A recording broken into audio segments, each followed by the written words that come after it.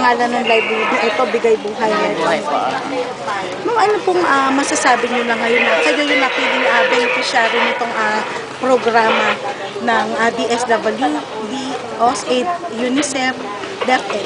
Opo, syempre po, masayang-masaya kami dito sa Barangay Holy Spirit kasi maraming daycare centers all over Quezon City, pero ito ang napili.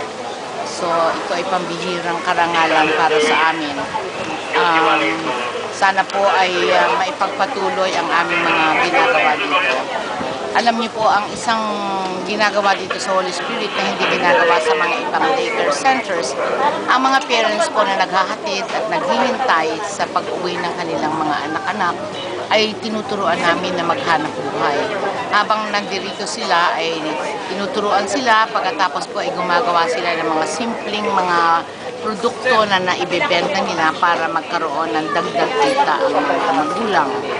Ang pinaka-significant po doon ay yung idle time nila ay nagagawang productive dahil nakikita namin na meron pa namang potential ang mga magulang para hindi lamang magpaaral ng kanilang mga anak, kundi matutong magnegosyo para makatulong sa kanilang pamilya.